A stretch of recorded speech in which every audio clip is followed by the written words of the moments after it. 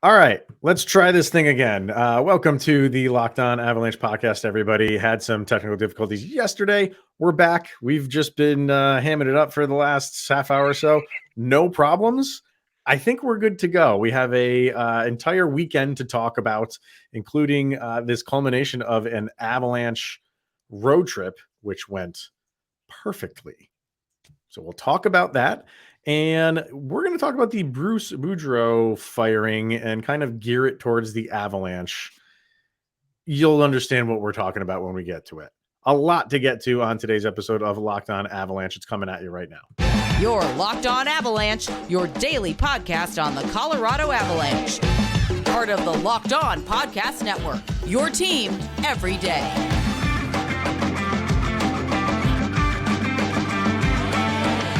All right, everybody, welcome to the latest episode of Locked On Avalanche. We're part of the Locked On Podcast Network, your team every day. Thank you for making this your first listen of the day. That's always appreciated. You can follow us on our social media outlets, LOPN_Avalanche on Twitter, Locked On Avalanche on Instagram. Questions, comments, concerns, and opinions to lockedonavalanche@gmail.com, and follow us on our YouTube channel.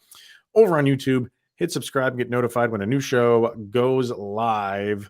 Like we said in the beginning, we will be discussing in a roundabout way the Bruce Boudreau firing and why that kind of makes me really appreciate the Avalanche more. Talk about that. We'll get to that in a little bit. But we want to start with really kind of what we wanted to talk about yesterday was this Colorado Avalanche road trip. And they continue to really have turned this thing around so quickly.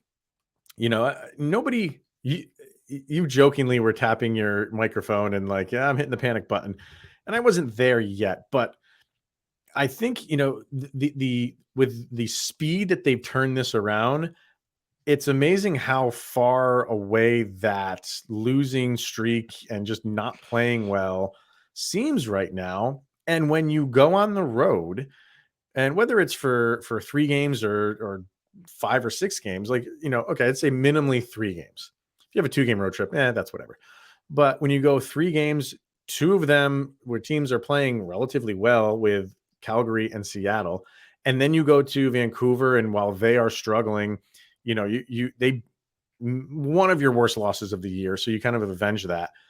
But then you go to Seattle and a team that at the time that they played them, I believe, was still in first place. And that was a fun, exciting game, and you pulled it out. And you are now, as of recording this, 1 point back of Minnesota, right, in the standings. Mm-hmm. So I don't. It's just a great feeling and a good turnaround for a team that you knew could play like this. And the quality of play, it's incredible. Like we were just lamenting over losing 7 of 8, and now we're on a 5-game winning streak. And it's the quality of wins, and it makes that losing streak feel like it was a last season thing. Like, this feels like the Avalanche season has begun. We are finally watching Avalanche hockey, and you're not talking about the injuries or who's not doing what. Everybody's working together as a unit, and during that losing streak of this losing 7 of 8, we were talking about just the individual efforts, and if they could just play with cohesion, because you knew what this team could do, and you're seeing what this team can do, and you're seeing stellar play out of both goalies. And this is also without Cale Makar. Yep. Over the weekend. So, like, it's now not only are we winning games, we're winning games without key pieces, and we're kind of showing off that we could do it. Yeah, and the Cale Makar thing is, I know he practiced in a full contact jersey for practice. But don't contact him, please. No, I love when people say that, like it's a full contact, like they're just going around bashing each other in practice. Like, but you know, that is the label of it. So that's what we use. But Bednar didn't commit to him playing against Washington. It was one of those things like, we'll see how he feels in the morning and we'll go from there. I would have to think like, man, like he's so durable with the minutes that he plays on the ice and having 3 games much longer. I mean, that's just the games. He's had almost a week off. You would have to think like he's going from he could play that first game in Calgary, and it was just it was a day-to-day thing, and it's just like, oh, wait and see. And then maybe he plays in Vancouver. And then no, we think he'll definitely play in Seattle. And now it just keeps getting pushed back and back and back. I don't know if that's concerning or it's just maybe it's a little bit of both. Maybe it's like we're just being cautious and we're playing well. So take more time. It's honestly, when you have a winning streak like you do, you're beating the teams that you're scoring the goals at the rate that you are. There's no real need to rush Cale Makar back, who's been averaging anywhere from 27 to 30 minutes a night. Mm-hmm. Like 2 games, he's playing an entire game on ice by himself. Mm-hmm. And if he's getting a couple extra days to rest and Cale Makar time, because we're going to talk like dog years when it comes to Cale Makar time, like 3 extra days is like an extra week and a half vacation for Cale Makar. Yeah. So honestly, let him rest a little bit. There was no real need for him. And you wanted to kind of, again, pointing back to that 7 of 8 that we lost, we pointed out the defense looking terrible. Take away their lifeline. Take away Cale Makar for a little bit. Make everybody else step up. And I think you're seeing that a little bit. Yeah, I mean, I get that. But that's kind of been the mantra all year because people have been missing left and right. And it's like, hey, step up. And you haven't really got it, but you are. You at least in the past handful of games, you are. Now, I want to talk about Seattle a little bit, and because they're kind of one of those teams where it's just like, what are we really getting from Seattle? Is this are they a legit contender, being in the position they are in the standings? Like I said, I think they were in first when that game happened. Since then, they're a point or so behind Vegas, I think. Mm-hmm. Either way, they're in a spot not a lot of people thought they were. And we've talked about them a little bit on here, and Adam and I talk about them quite a bit on Locked On NHL. And my thing with them is still goaltending. Mm-hmm. But are you impressed with them? Like, do you feel like they can continue this for the duration of the season? I feel like they're gonna, they're in a really good spot to make the playoffs. I don't think they'll have a free fall to make the playoffs. But okay, so then go from there on. Could they do some damage if they do get into the playoffs? And what did you see from them in the game against the Avalanche? The short answer is yes. This team I like how they're built. And I did some advanced watching on Seattle because they played the Devils. I wanted to see what they would do against New Jersey and how that would translate against Colorado and how Seattle is built. It's almost like a store brand Boston Bruins. Like they know exactly what they are. They don't try and like get too flashy and they don't have like a central star. Anybody could be the star any night. Yes, the goaltending isn't that great, but there is not a one guy on the poster like McDavid. There's not your like Johnny Hockey in Columbus. Like it's a complete team. Even though they might not be winning every night, they are going to challenge you. They did the same. Burakovsky beat the Devils in overtime. He was a scratch against Colorado, and that Seattle team played exactly the same way. Took Colorado overtime, except we were victorious in that game. Seattle scares me when it comes to their belief in themselves and what they have on ice. I'd like to see what this team looks like in another month or so, especially after the trade deadline. That really interests me, but I was very pleased to see how Colorado responded to Seattle. Yeah, I think they need a superstar. Yeah, you know what I mean. Like, and maybe they have a couple like budding ones. I think Maddie Beniers is going to be a star. He's going to be. He's going to be. And when he went number 2, and nothing against Owen Power, I think Owen Power is going to be a fine NHLer. I was just thinking, where Buffalo was just complete retooling at that time. It was like, you need someone who gets the butts in the seats and then gets the butts out of the seats when they make incredible plays. And you get that more from the forward position than you do from the defense position.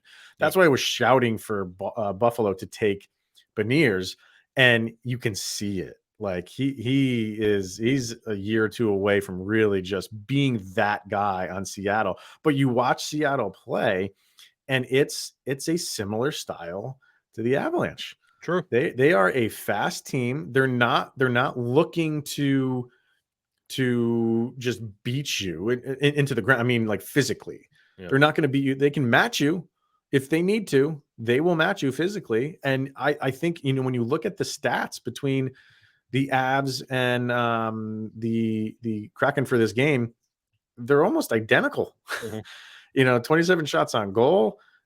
Faceoffs were 47-53 in favor of the Kraken, right around that magic number once again for the Avs. But only 4 penalty minutes per team. Your hits 24-26 in favor of the Kraken. It's just they play a very similar style, and I think the only difference right now is the goaltending. Like the Avalanche took chances with their goaltending. Yeah. And it's working out. Yeah. And it's not right now for the Kraken. So I feel like that's the only difference, because I don't know. I don't think they can do a ton this year in the postseason, just because they haven't been there. I know they have some guys that have, but as a team, I don't know. I just don't feel like they can rally the troops and go for a long run. I don't see it, but at least for this game, like they will give you this. They will give you games like this throughout the rest of the season. And who knows when you get to the playoffs, but I was just impressed by the Avs in that crowd. It's a very good environment. And from everything I'm hearing, Avalanche fans showed up. Yeah. In Seattle. So stick taps to the Avalanche fans for showing up there. But it was an entertaining game, man. It was a really entertaining game. A lot of back and forth. The overtime was a tad boring thanks to Seattle. They did not. I think that's what happens when teams play the Avalanche in overtime. Really any team, because there's a lot of ice to be had in overtime, but particularly the Avalanche, because they have speed and they have playmakers. And they had a couple. Sammy G with an opportunity, couldn't put it home, but overall a great game. And the move by McKinnon on the shootout was fantastic. And I completely agree with what you say about Seattle being built like Colorado. It's almost like the alternate timeline of like when you set up your goalie tandem as like Chris Driedger, Philip Grubauer, and Martin Jones on paper. You really like that, but you're not getting the performances that the Avalanche command out of Georgiev, Francouz, and JoJo. Yeah. It's the caliber of players on the team. Colorado's more established. They've been playing together longer. Seattle's building. In a couple years, you might see the same success that Colorado's getting in Seattle, but you're catching the Kraken at the right time right now. It's weird that you say that the Kraken are building. Yeah, they are, but they're they're exceeding expectations right now. Yeah, they're building, but they are finding success earlier than anticipated. Yeah. I think people expected improvement from last year, which wouldn't have been hard to do.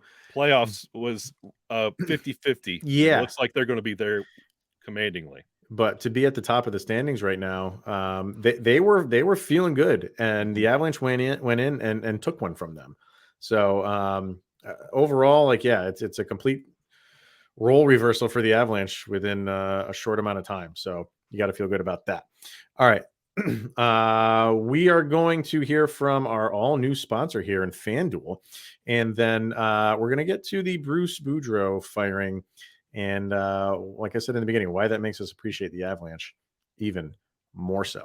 But we have our brand new sponsor, and that is FanDuel. The NFL playoffs are here. And we are very excited about our new sports betting partner for Locked On, because they are the #1 sports book in America, and that is FanDuel. And if you're new to FanDuel, that is even better. They have so many great features that make betting on sports fun and easy. Right now, new customers can join today and get started with a $150 allowance in free bets guaranteed when you place your first $5 bet. How's that, man? You place a $5. I mean, geez, where else can you say, here's $5, give me 150 back? FanDuel. I think that's the only place that you can do it. I mean, you can't do it at the gas pump. I know that. No. That'd be nice. All you have to do is sign up at FanDuel.com/locked on. And FanDuel has all your favorite bets, from the money line to point spreads to player props. And you can even combine your bets for a chance at a bigger payout with the same game parlay.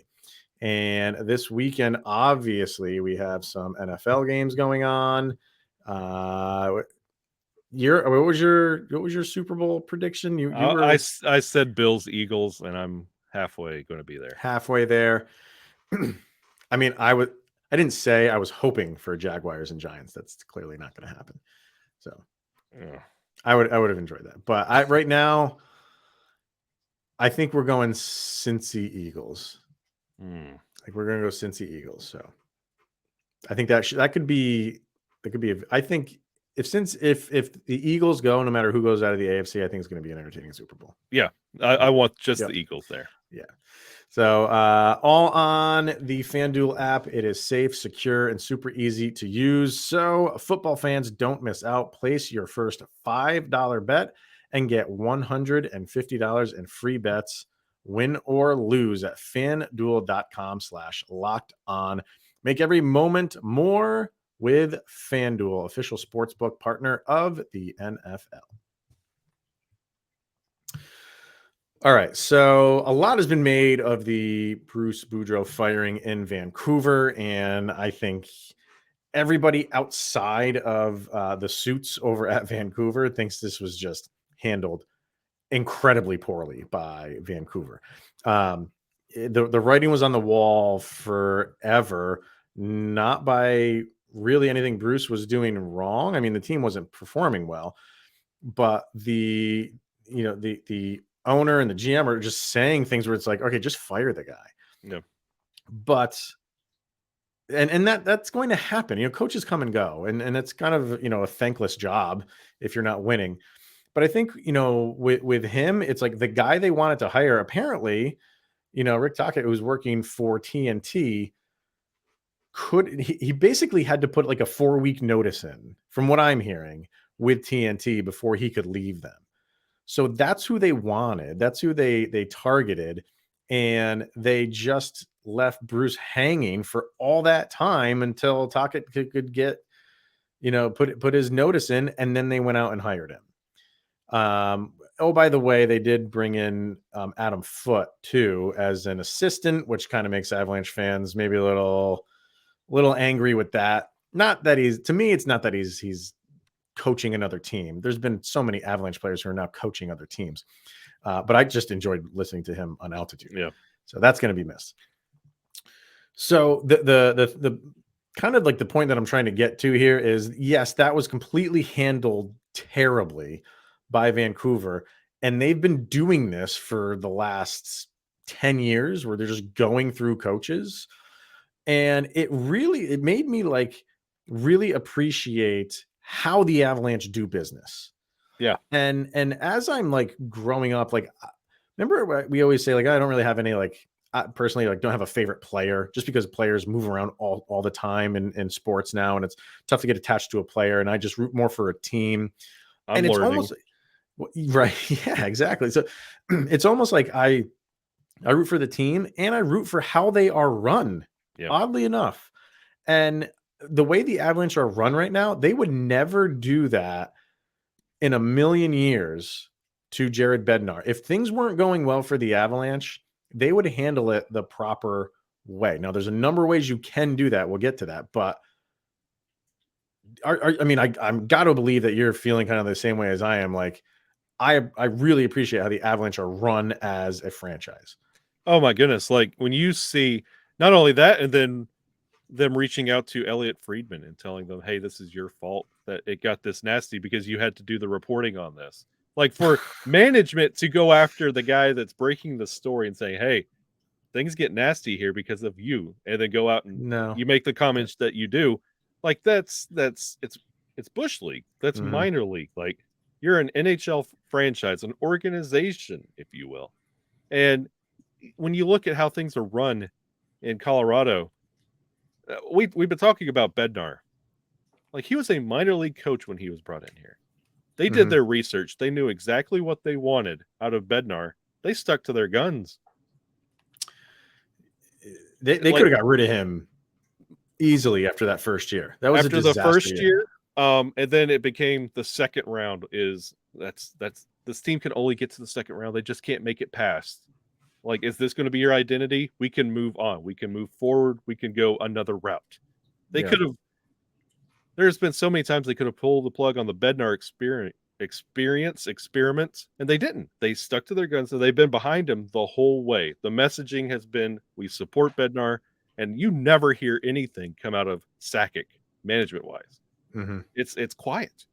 And there's no circus. There's no when head coaches come up or down, or even like it's quiet. And then when you see how different teams are run, you just kind of sit in the silence and just smile a little bit, because it's easy to be a fan in Colorado. Yeah, I just don't, there's so many, I don't say so many, but there are coaches in the NHL and, other sports. They're kind of like stopgap coaches. And they're just like, I feel like Tortorella is one of those guys. You know what I mean? Like, I'm not saying he's a bad coach, and I don't agree with how he handles things, but he knows hockey. You know what I mean? Like, he does get guys to play to the best of their ability and capability, but he makes some questionable, decisions here and there. I get that. And his anger, whatever. We can talk about that on a whole other show. But I feel like teams bring him in. When do you feel like when John Tortorella takes a head coaching job, he's going to be there for the duration? Like, he's going to ride out his entire contract. Like, it just doesn't. And I kind of feel bad for him in that sense. But you bring in guys like that as a stopgap. And the Avalanche, like, I think some people thought maybe like that Bednar was going to be that guy, because it was such short notice after Waugh decided to leave, and they had to fill the role. And it's tough to get a big name in a short amount of time like that. So they went to the AHL.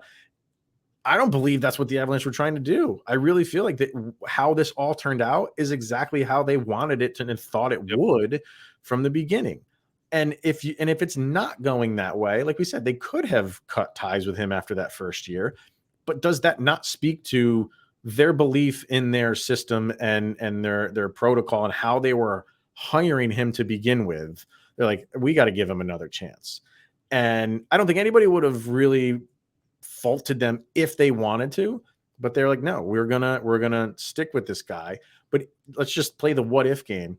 If they did, say it was during the year, say during like his second year, we'll give him another shot. And during the second year, it's off to another terrible start. Well, the first year, believe it or not, was not off to a terrible start. It got horrible as the year went on. They started off very well in that first year with him. But say the second year gets off to a bad start and you have to fire him mid-season. There's ways to do it. Like you promote an assistant or something like that while you find the other guy. You don't leave him in the lurch and just keep dangling him around, having to field these questions day in and day out of what's your step. Like, that's horrible. Yeah. That is horrible. And Vancouver's been doing this for years now. And if I was Adam Foote, I don't know why I would want to go there and coach, because your job, he's been there for a day and your job's already on the line as an assistant.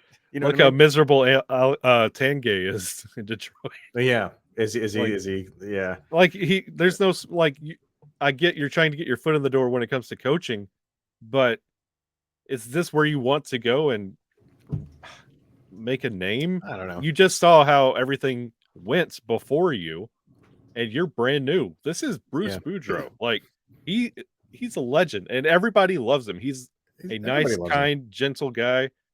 A wrestling fan. Like, how can you not hate the guy? Like, and then you're going to go in there and this is your first time.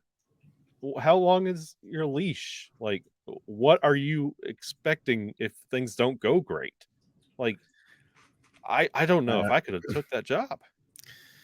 I mean, it seems like Tuckett's a guy that, like, his style, it was all about style of play. Like, they don't like how Bruce's style, they don't like how he handles the players. They wanted someone that's more like a Tortorella guy. Honestly, it's kind of what they were looking for. Okay, fine. Like, I'm not saying you should have held on to Bruce Boudreau. If you wanted to get rid of him because, the team's not playing well, it's still a very short amount of time that he was there, just over a year. But they were playing so well for him last year. That's the thing Right. that really gets me. Right. That's what Right. really bothers me. So I don't know. Like, it's just it made me think of, like, man, like I really feel like I'm lucky that, the team that I follow seems like they have their front office together. And honestly, I'm going to say this too, and some people are like, "Oh, you're crazy." It goes for the Broncos as well. Yeah, they had a bad year, but I always say this, like, when people are like, "Oh, Russell Wilson's washed up," or the Hackett hiring was terrible. When it happened, nobody was complaining about it. It didn't work out well, and that's fine. That's what you do. Like, okay, how the Broncos handled that is how Vancouver should have handled Bruce Boudreau. Yep. It didn't, like, everybody loved when they traded for Russell Wilson. Nobody was sitting here saying Super Bowl favorites. Trade. Yeah, nobody was saying that's a terrible trade. Through the course of the season, he didn't play well. Now that's all fair game to say, but don't go back and say, like, "Oh, it was bad. We should have never traded for him to begin." Y'all loved it, and the same thing with Hackett. You liked the hire. It didn't work out. You move on. I don't know. It's rubbing a lot of Avalanche, or not Avalanche, NHL fans the wrong way in how it was hired, or how it was handled. And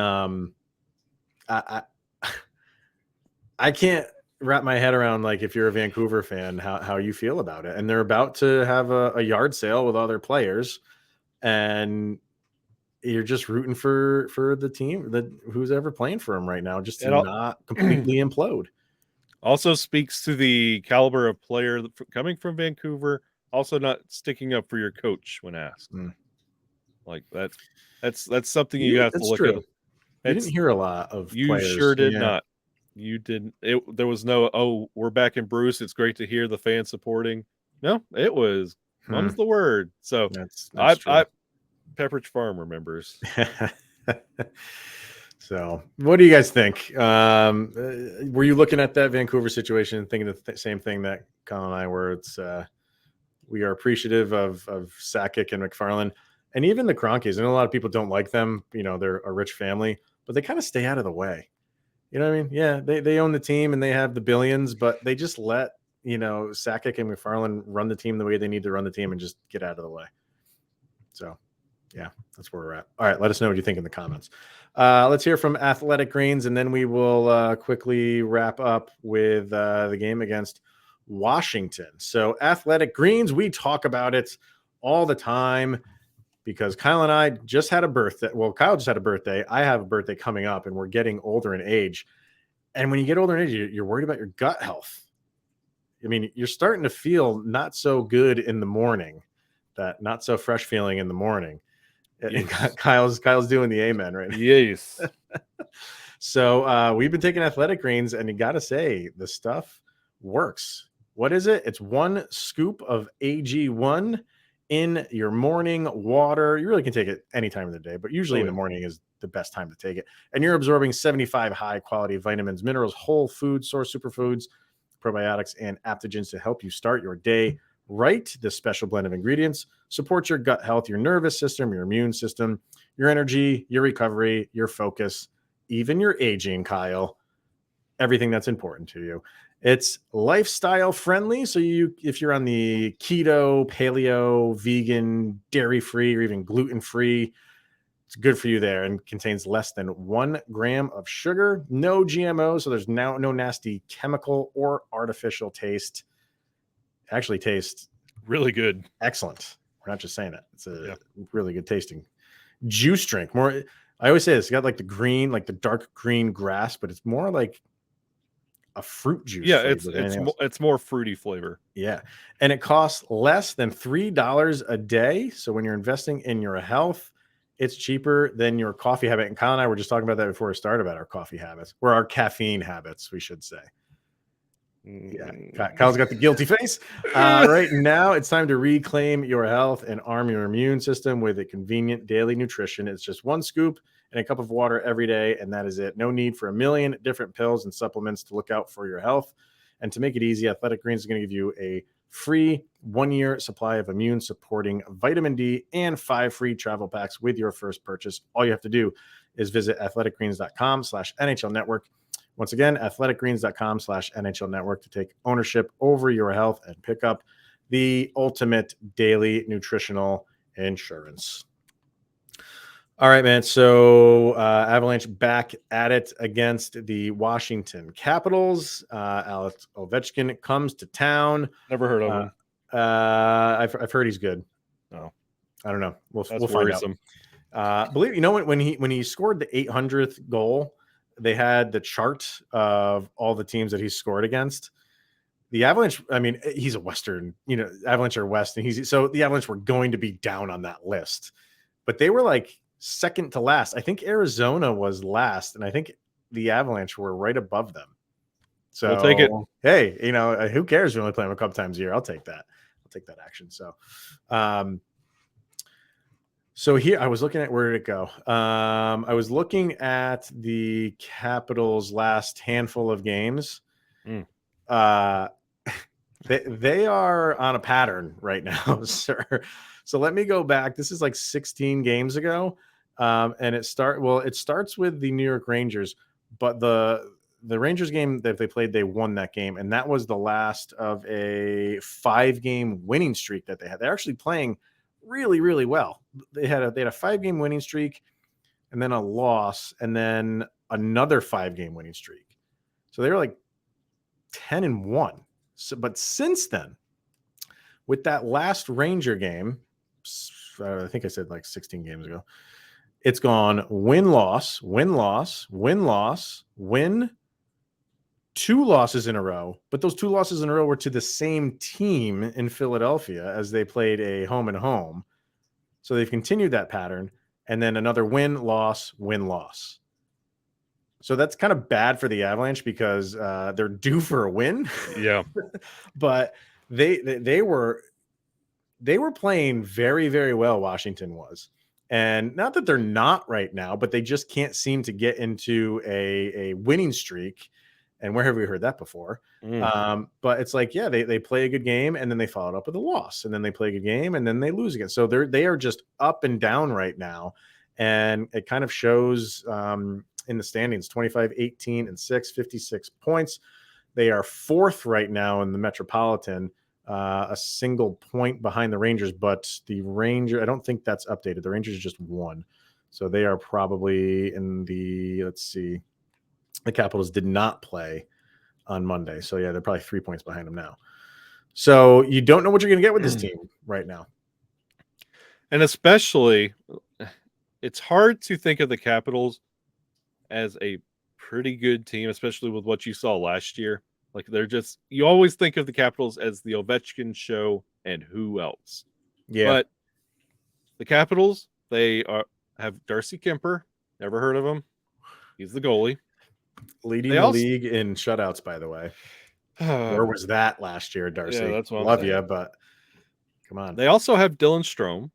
A lot of people forget about that because we're not really glued in on the Capitals. They have Dylan Strome. They also have my boy, Nick Dowd. Alabama boys stick together. He's the only boy from Alabama to play in the NHL since 1930. So anyway, and they also, if you've been watching the waiver wire, they also have Sonny Milano. I forgot about that. Yeah. So this team is constructed a little differently than what you might think of the Capitals as. Yes, it's Ovechkin and a bunch of players in Capitals sweaters. No, this is a pretty good team. It's not a bad team. No, it's so funny. Like, everything that you just see with them and you look at stats and everything, it's right where they are in the standings, kind of like middle of the road. Like, but they could be, a little bit higher. You just look at the player stats. Obviously, Ovechkin leads them in points. In 48 games played, he's got 52 points. So, that's good. That's good. But that's right just over a point per game for him. He's usually a little bit higher than that. And then that is it. He's the only point per player game on Washington. And it's not relatively close. Evgeny Kuznetsov is next. He's got 48 games played and 40 points. So it's not like he has like 46 and a good game will put him at the 1 point per game. Like, and then obviously it drops off from there.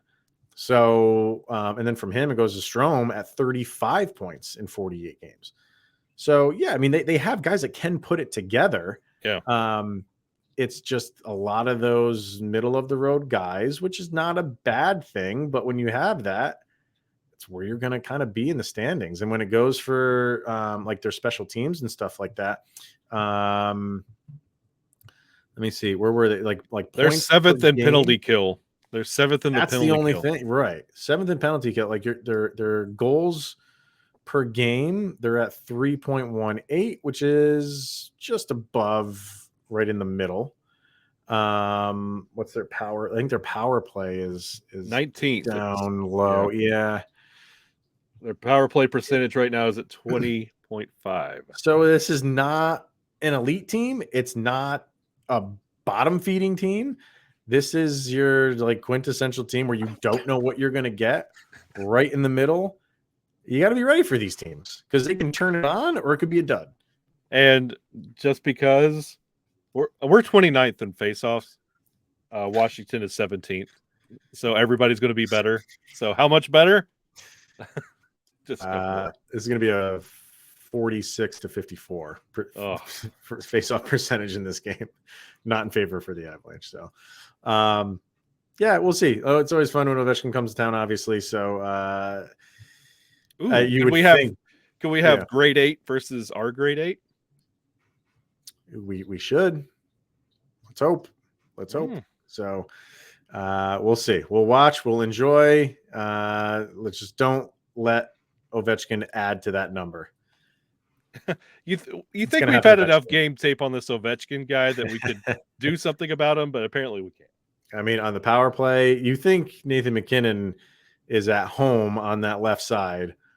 Watch Alex Ovechkin. He redefined that location on the ice during a power play. So, hey, if you're going to the game, treasure the moment. Ovi is going to be an all-timer. So, cherish it. All right, that's going to wrap it up for today.